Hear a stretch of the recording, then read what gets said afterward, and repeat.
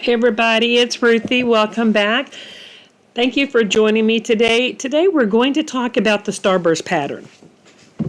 Now this one can be complicated to do at times. It's one of those things you got to get out of your own head to do. You guys remind me I said that later on when we try to do one of these pages. Because I think that on some days you just have to be in the right mind and the right place to get your project done, and sometimes we can criticize ourselves. That being said, Starburst pattern is a series of triangles put together. Now they can be different size triangles, but at first I'm just going to try to do some even all around Starburst patterns, and then we'll work our way up to doing the more complicated ones. So a lot of the Starburst patterns you see a lot of times is a square, but I wanted to show you that it doesn't have to be. It can be in a circle, and we're going to try to figure this out together in a different video. So if you have not subscribed to the channel, if you have not set those alert buttons, you might want to do that, because we are going to do a lot of different things on this channel. God be with me, because some days I'm going to need help. Oh, guys, I'm sorry. It's one of those days. Anyway, so this is just 3 layers of Starburst.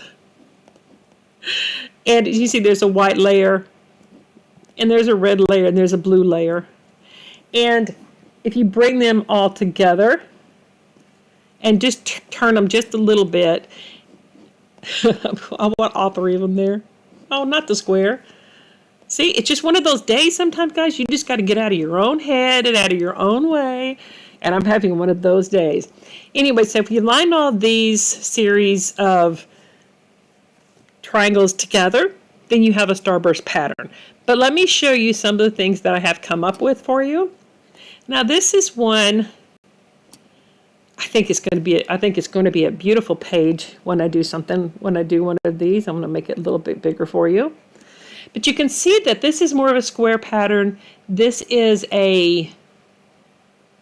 as you see on the top and the corners here, it's a little bit more of a different shape than just a simple triangle.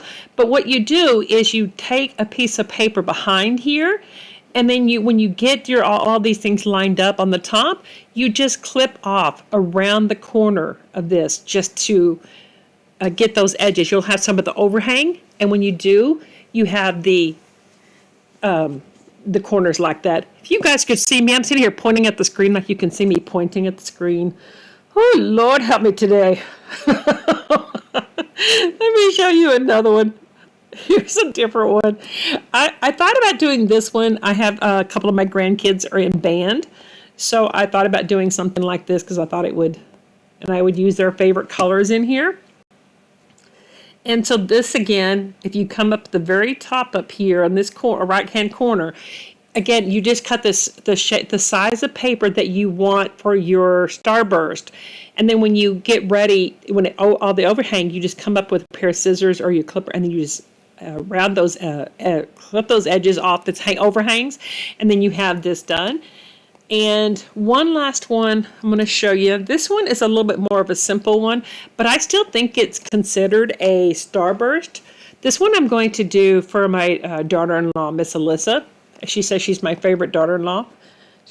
And she loves flamingos. And a couple of years ago, they went to Florida and they got to feed a bunch of flamingos. So I'm going to do a page similar to this for them. And this is just depending on what size you want it, a 6x6 square, and you're just going to cut those triangles like this, and then you're going to line them up. Now, if you wanted smaller triangles, you could take the corner of one, like right here. No, not right there. You take the edge like right here, and then you slice it down the edges like this tall one here. That's where this why walk when you can dance, and you take it the very corner, and then you slice it down, and you have a different size of triangle. And then you just line those up. You get your center point of your paper, mark it, and then you're able to line all of these up. So we're going to be doing some more of these. I hope this helps you guys. This is going to be a fun layout. On a day we can get out of our own heads and get this done. So hit that alert button There go pointing again. Hit that alert button and hit that subscribe button if you haven't done it already, guys. And I will talk to you soon with another type of layout. Stick around, guys. We have a lot to do. Bye, everybody.